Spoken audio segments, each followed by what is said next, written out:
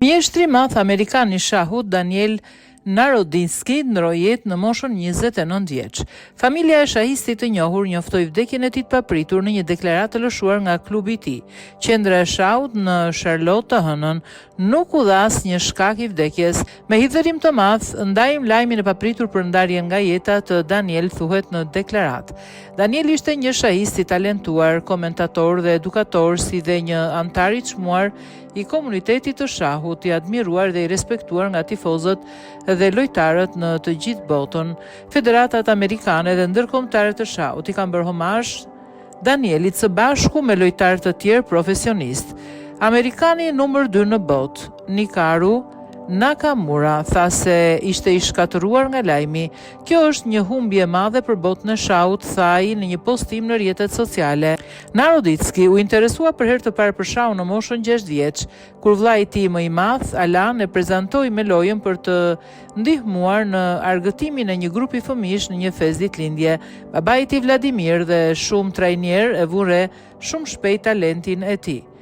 Për sa më përket mua, unë thjesht po luaja lojra me vllain tim, ka thënë ai për New York Times në një intervistë të vitit 2022. Ai fitoi vëmendje ndërkombëtare në vitet të 2007, kur fitoi kampionatin botror për të rinj në moshën 12 vjeç në Antalya të Turqisë. Në vitin 2010, në moshën 14 vjeç, u bë një nga autorët më të rinj të shahut botuar ndonjëherë, kur shkroi një libër të titulluar Zotrimi i shahut pozicional, i cili trajtonte aftësinë praktike dhe manovrimet teknike.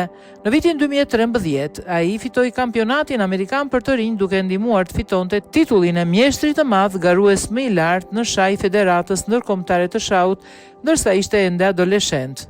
Narodinski më vonë u diplomua në Universitetin Stanford dhe punoi si trajner shahu në Charlotte të Karolinës së Veriut. Ndërsa ende garonte në ngjarje të nivelit të lartë, ai i transferoi talentet e tij në Universitetin e Shahut online. Kanali i tij i YouTube-it fitoi gati 50.000 abonent. Në Twitch mblodhi 340.000 ndjekës me qindra mijëra shikues të tërhequr nga tutorialet e tij të rregullta, me video dhe transmetimet e drejt për drejta kundër konkurrentëve. Tifozët vlerësuan prehtësinë dhe pasionin e tij, duke ju referuar rastësisht si Danja. Në vitin 2022, gazeta New York Times emëroi atë si kolumnistin e saj të ri të shahut dhe e ftoi atë të kontribuonte në një sër enigma shahu për sektorin e lojrave të gazetës.